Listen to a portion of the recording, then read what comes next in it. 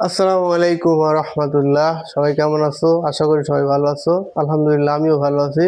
তো আজকে তোমাদের জন্য যে ভিডিওটা নিয়ে আসলাম সেটা হচ্ছে ওরিয়েন্টেশন ক্লাস অফ বায়োলজি বা জীববিজ্ঞানের ওরিয়েন্টেশন ক্লাস।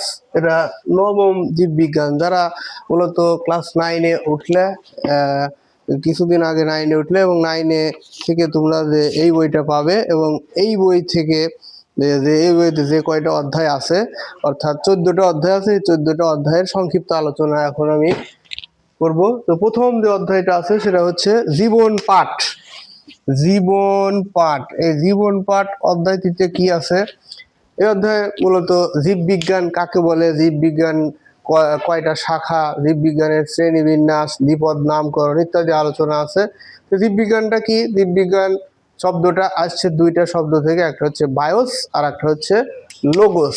এই বায়োস মানে হচ্ছে জীবন আর লোগোস মানে হলো জ্ঞান। লোগোস মানে জ্ঞান। তাহলে বিজ্ঞানের যে শাখায় এই জীবন সম্পর্কে জ্ঞান দেওয়া হয়, জীব সম্পর্কে জ্ঞান দেওয়া হয়, তো সেটাকেই বলা হয় হচ্ছে জীববিজ্ঞান। আর জীববিজ্ঞানে মূলত দুইটা শাখায় ভাগ করা যায়, একটা হচ্ছে ফলিত জীববিজ্ঞান আর একটা হচ্ছে প্রাথমিক জীববিজ্ঞান বা স্বাভাবিক যে জীববিজ্ঞান আছে শাখাগুলো এইগুলো। তো এখন এর চাইতে আর একটা গুরুত্বপূর্ণ বিষয় যেটা এই অধ্যায়ে বেশি আসে সেটা হচ্ছে রাজ্য। যে জীববিজ্ঞানকে মূলত দুইটি সুপার কিংডমে ভাগ করা হয়, একটা হলো প্রোক্যারিওটা আর একটা হচ্ছে ইউক্যারিওটা। যে প্রোক্যারিওটাকে আবার মোনেরা রাজ্যে ভাগ করা হয় এবং ইউক্যারিওটাকে আবার চারটি রাজ্যে ভাগ করা হয়, প্রোটিস্টা, ফানজাই, অ্যানিমেলিয়া আর হচ্ছে প্লান্টি। এখন এই রাজ্য থেকে একটা প্রশ্ন এই অধ্যায়ে আসে, জীবন পাঠ থেকে। এই অধ্যায়ের সবচেয়ে গুরুত্বপূর্ণ প্রশ্ন হচ্ছে এই রাজ্য। এরপরে যেটা আছে সেটা হলো দ্বিপদ নামকরণ। যে দ্বিপদ নামকরণ অর্থাৎ যেমন মানুষের বৈজ্ঞানিক নাম হলো Homo sapiens. Homo sapiens, Homo sapiens. এখানে দুইটা অংশ, একটা হলো হোমো আর একটা হচ্ছে স্যাপিয়েন্স। হোমোটা কি? গণ, আর স্যাপিয়েন্সটা হচ্ছে প্রজাতি, অর্থাৎ এটা হলো জেনাস আর এটা হলো স্প্যাসিস। এই দুইটা শব্দের সমন্বয়ে তৈরি হয় হচ্ছে হোমো স্যাপিয়েন্স। তাহলে এইটা মিলে তৈরি হলো একটা দ্বিপদ নামকরণ, আর এটাকেই বলা হয় বৈজ্ঞানিক নাম।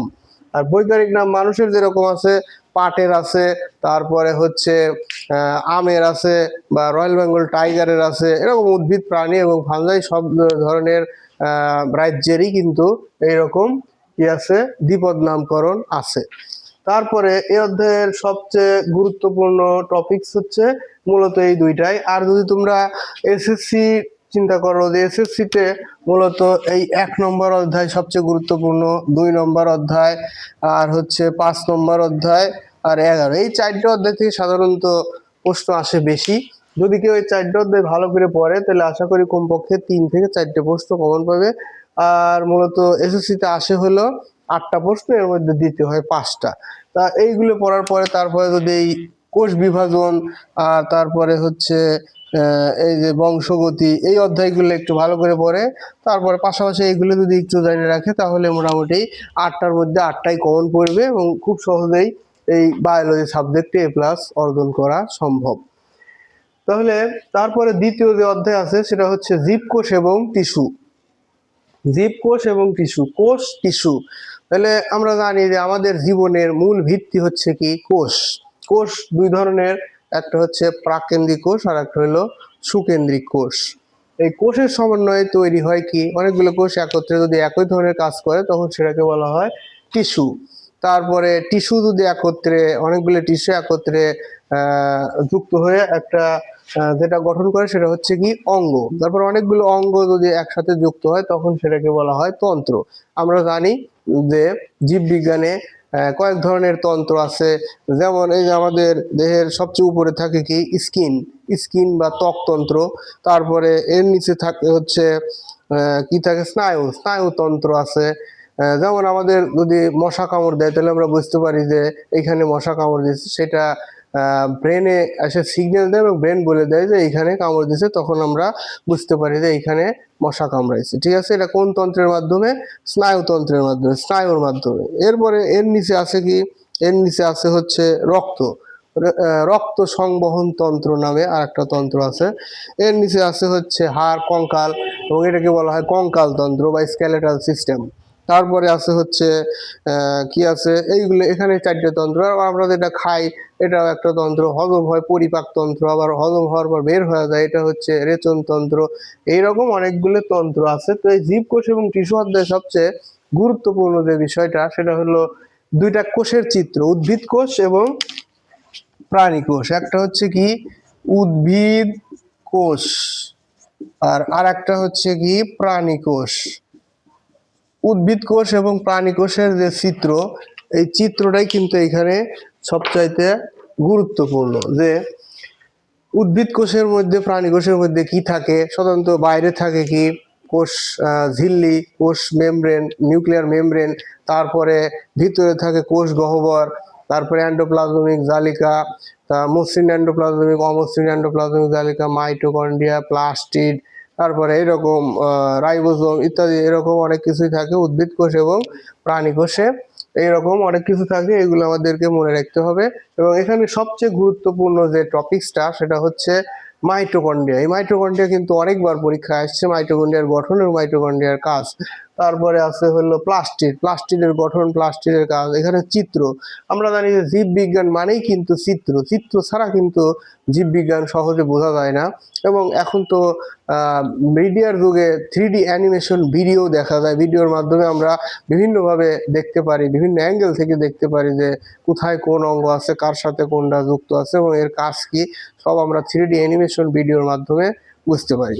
তারপরে এখানে আরেকটা গুরুত্বপূর্ণ প্রশ্ন আসে, সেটা হচ্ছে নিউক্লিয়াস। এই নিউক্লিয়াস প্রশ্নটা কিন্তু এই অধ্যায় থেকে বারবার আসে, যে নিউক্লিয়াসের গঠন কি, নিউক্লিয়াসের মধ্যে কি কি থাকে, যে নিউক্লিয়াসের বাইরে থাকে কি হচ্ছে নিউক্লিয়াসের ভিতরে যে গোলাকার দেখা যায় ওইটা হচ্ছে নিউক্লিওলাস। তারপরে থাকে ক্রোমোজোম, তারপরে হচ্ছে এই ক্রোমোজোমই কিন্তু জীবনের ভৌত ভিত্তি। এই ক্রোমোজোমের মাধ্যমেই কিন্তু আমরা একটা বংশ থেকে আর একটা বংশানুক্রমে বেঁচে থাকতে পারি। এইগুলো এখানে আছে। এরপর আছে টিস্যু, বিভিন্ন ধরনের টিস্যু আছে, যে তরল যোজক টিস্যু, যেমন রক্ত। রক্ত কি, রক্ত এক ধরনের তরল যোজক টিস্যু। রক্ত আবার কয় প্রকার, লোহিত রক্তকণিকা, শ্বেত রক্তকণিকা আর হচ্ছে অনুচক্রিকা। তাহলে এই বিষয়গুলো কিন্তু এই অধ্যায়ে আছে। এবং ধরা চলে এই জীববিজ্ঞানের সবচেয়ে বড় একটা অধ্যায় হলো এই 2য় অধ্যায়। অনেকগুলো টপিকস এখানে আলোচনা আছে, এছাড়াও জাইলেম, ফ্লোয়েম ইত্যাদি এই বিষয়গুলো 2য় অধ্যায়ে আছে। এরপর 3 নম্বর অধ্যায় হচ্ছে কোষ বিভাজন। কোষ বিভাজন, কোষ আসলে কি, যে কোষে মূলত 5টা ধাপে এই কোষগুলো থেকে, একটা কোষ থেকে আর একটা কোষে পরিণত হয়। আমরা জানি কোষ বিভাজন হচ্ছে 3 ধরনের, মাইটোসিস, মিওসিস আর হচ্ছে অ্যামাইটোসিস। এই মাইটোসিসে আবার 5টা ধাপ আছে, কি কি, প্রোফেজ, প্রোমেটাফেজ, অ্যানাফেজ, টেলোফেজ, তারপর মেটাফেজ ইত্যাদি। এইরকম 5টা ধাপ আছে। এই 5টা ধাপ যদি কেউ মনে রাখতে পারে এই অধ্যায়ের জন্য তার জন্য যথেষ্ট। এই অধ্যায়ে এখান থেকে সে কমন পাবে। এবং এছাড়াও মাইটোসিসের গুরুত্ব এবং মিওসিসের গুরুত্ব, এই প্রশ্নটা বেশি আসে। এরপরে আছে জীবনী শক্তি।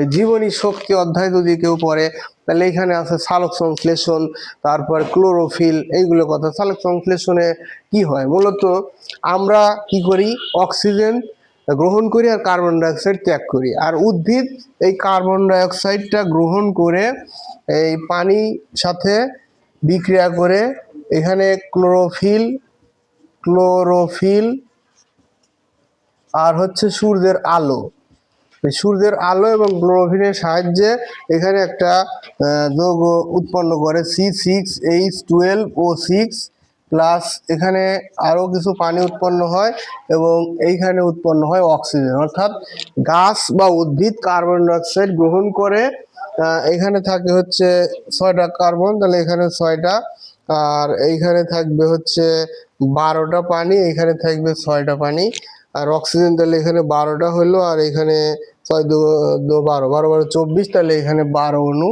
অক্সিজেন। তাহলে এইভাবে আমরা সমতা করে বুঝতে পারি যে কার্বন ডাইঅক্সাইড উদ্ভিদ গ্রহণ করে আর আমরা অক্সিজেন গ্রহণ করি, কার্বন ডাইঅক্সাইড ত্যাগ করি। আমরা যে ত্যাগ করি বা প্রাণীরা যে অক্সিজেনটা ত্যাগ করে সেই ত্যাগ কিন্তু অক্সিজেনটা উদ্ভিদ গ্রহণ করে এবং বায়ুমণ্ডলের পানির সাথে সূর্যের আলো এবং ক্লোরোফিলের সাহায্যে বিক্রিয়া করে উৎপন্ন করে গ্লুকোজ বা শর্করা, এইটার সাহায্যে কিন্তু আমরা শক্তি পেয়ে থাকি।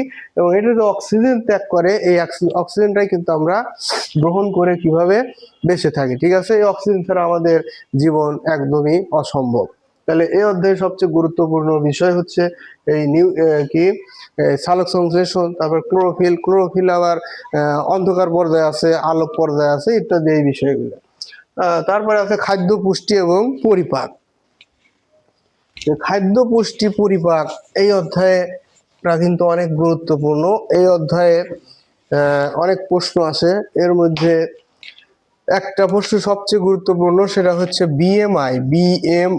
এই বিএমআই এর প্রশ্নটা আসে, অর্থাৎ বেজাল কি বডি মাস ইন্ডেক্স। বিতে হচ্ছে বডি, এম তে মাস, আর আই তে হচ্ছে ইন্ডেক্স। এই বডি মাস ইন্ডেক্স যেটা নির্ণয় করার সূত্র হলো বিএমআই সমান হলো দেহের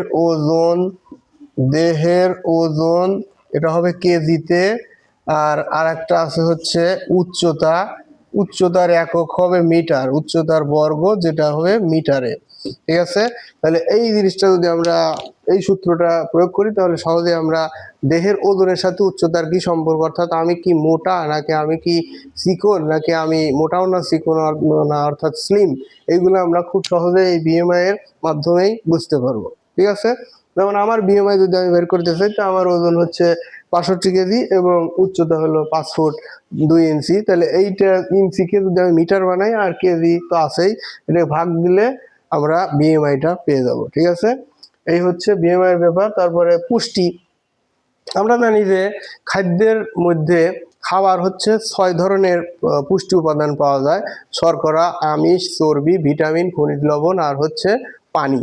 তো শর্করাটা যেটাকে ইংরেজিতে বলে কার্বোহাইড্রেট, তারপরে আমিষকে বলা হয় প্রোটিন, তারপরে শর্করা, আমিষ, চর্বিকে বলা হয় অয়েল অ্যান্ড ফ্যাট, তারপরে হচ্ছে কি খনিজ লবণ মিনারেল সল্ট, তারপরে পানি বা ওয়াটার, আর একটা কি শর্করা, আমিষ, চর্বি, ভিটামিনের বাংলা হচ্ছে খাদ্যপ্রাণ, ভিটামিন ইংরেজি আর বাংলা হচ্ছে খাদ্যপ্রাণ। তাহলে এইগুলো যদি আমরা এগুলোর কাজ কি, এগুলো কোন কোন খাবারে পাওয়া যায়, এগুলো জানি এই অধ্যায়ে, তাহলে কিন্তু মোটামুটি সবকিছু জানা হয়ে যাবে। এরপর পরিপাক বা হজম হওয়ার জন্য কি লাগে, পরিপাক অর্থাৎ আমাদের পাকস্থলীতে কি কি আছে এবং এটা কোন প্রক্রিয়া আমরা খাই, অর্থাৎ দাঁতের গঠন কিন্তু এই অধ্যায়ে আলোচনা আছে। এবং হজম প্রক্রিয়া হওয়ার জন্য কি লাগে সেই সকল জিনিস নিয়ে, পরিপাক তন্ত্র নিয়ে এখানে আলোচনা আছে। এরপর জীবের পরিবহনের জন্য কি লাগে, পরিবহনের জন্য মানুষের পরিবহনের জন্য লাগে হচ্ছে রক্ত।